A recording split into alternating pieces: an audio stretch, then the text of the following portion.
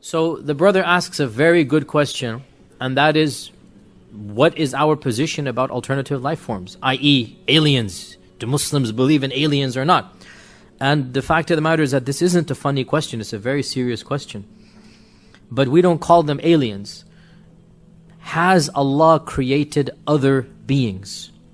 Or are we the only creation of Allah? That is the question. And the response is, we will never know for sure in this world, and most likely in the next we won't care.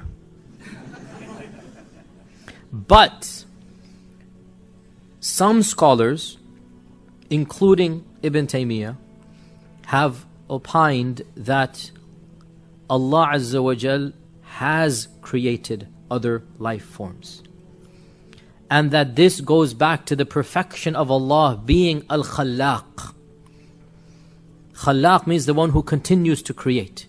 So the notion that the only creation is us, and after we're gone there will be no other creation, it seems to suggest as if La hawla wa la quwwata illa billah, that Allah is not really creating perpetually, continuously.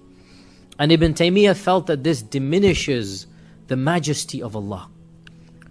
That he felt that Allah subhanahu wa ta'ala has been constantly creating and will constantly continue to create to no end.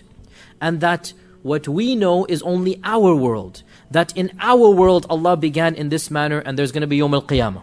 This is our portion. There are others as well, before us and after us. Are they simultaneous to us? Ibn Taymiyyah didn't talk about that.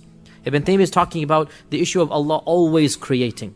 But there's no negation of the fact that other worlds could be simultaneous to us, or other creations could be simultaneous to us. And there are many evidences that might possibly suggest this. So please don't misquote me. Don't tweet Yasir Qadhi saying there's aliens. Please, careful. Keep my reputation and others. I'm saying there is some evidence to suggest that Allah subhanahu wa ta'ala has created other creations. Whether they are before us, or after us, or the same time as us, the Quran does not mention anything. But the Quran might possibly suggest, is that clear? That there are other creations. It might possibly not suggest that either. What are some of the evidences? Number one, وَيَخْلُقُ مَا لَا تَعْلَمُونَ. He has created things you will never know, you don't know about. So you will never know, which means this is not something you can see. وَيَخْلُقُ مَا لَا تَعْلَمُونَ. He has created things you don't know about. And we continue to discover new species every day. That's not what Allah is talking about. Something else. Number two, that Allah says in the Quran that خَلَقَ السَّمَاوَاتِ وَالْأَرْضَ وَبَثَّ فِيهِمَا مِن دَابَّةٍ. Allah has created all of the heavens and the earth, and He has scattered throughout all of them creatures. Not just on the earth.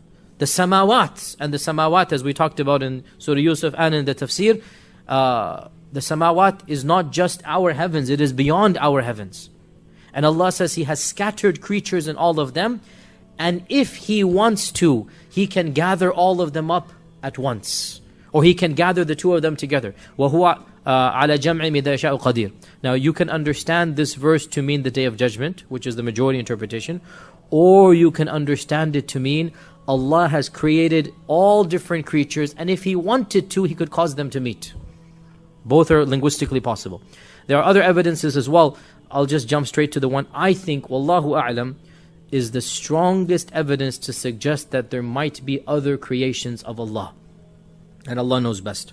Surah Isra, where Allah subhanahu wa ta'ala says, وَلَقَدْ كَرَّمْنَا بَنِي آدَمَ وَحَمَلْنَاهُمْ فِي الْبَرِّ وَالْبَحْرِ وَرَزَقْنَاهُمْ مِنَ الطَّيِّبَاتِ وَفَضَّلْنَاهُمْ عَلَى كَثِيرٍ مِّمَّنْ خَلَقْنَا تَفْضِيلًا.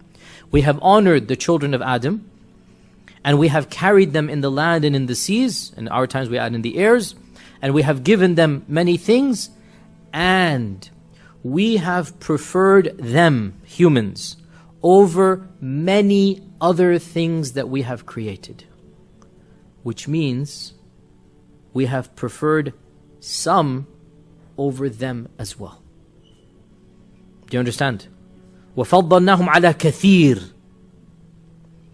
We occupy a high rank according to this verse, but not the highest. You could interpret this. Again, you could. All of this is ihtimalat, right? Which means, now in the world that we inhabit, who is at the top of the pyramid? I mean, in the creation. It's us. Who bowed down to us? The angels. The jinn. So then we are at the top in this world of the creation, right? Yet Allah says in Surah Isra that we have honored the children of Adam over many other things we have created. Not all. So again, these are all gray areas. So to summarize, and with this we conclude, we went way over time, the Quran does not explicitly claim that there are other life forms or before or after us. But a number of famous theologians, Ibn Taymiyyah has an entire section dedicated to it, and one famous non-Muslim scholar by the name of John Hoover, Jonhoover, has written an entire paper. If you have, I think it's even on PDF, Google now, just Google it. It's called The Perpetuity of Creation in the Thought of Ibn Taymiyyah. It's in English, it's in fancy schmancy academic English, but it's in English.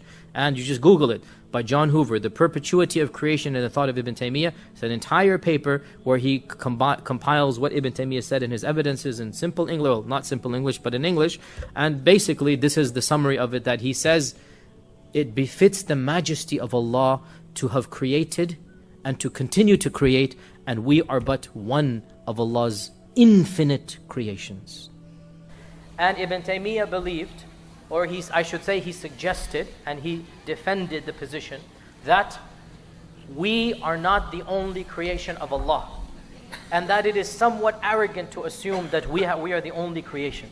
Rather, Allah has created other creations, and He will continue to create other creations after us. That we are but one of the infinite creations of Allah subhanahu wa ta'ala, and this is his position, and I support it. But at the end of the day, we don't know for sure. I'll finish with one verse. The verse that I think is perhaps one of the strongest to indicate that there are, or there were, or there will be other creations of Allah is Allah saying in Surah Isra, وَلَقَدْ كَرَّمْنَا بَنِي آدَمَ وَحَمَلْنَاهُمْ فِي الْبَرِّ وَالْبَحْرِ وَرَزَقْنَاهُمْ مِنَ الطَّيِّبَاتِ وَفَضَّلْنَاهُمْ عَلَى كَثِيرٍ مِّمَّنْ خَلَقْنَا تَفْضِيلًا. We have honored the children of Adam, and we have allowed them the opportunity to ride in the oceans and on the animals. We've given them things that other creatures have not been given. Then Allah says, and we have blessed them over many other creations that we have created. Now, in the creations that we know, the world around us, are animals and jinn higher than us, or are we higher than them? Louder. Who is at the top of the hierarchy? We are. Did we bow down to the angels, or the angels bow down to us? The angels bow down to us. So the righteous of the men are better even than the angels. And we know the jinns also were told to bow down. And obviously the animals are lesser than us. Yet Allah says in Surah Al-Isra, we have privileged men over many other creations, not all other creations. There could be other creations of Allah that have been privileged over us with things that we do not have. There could be.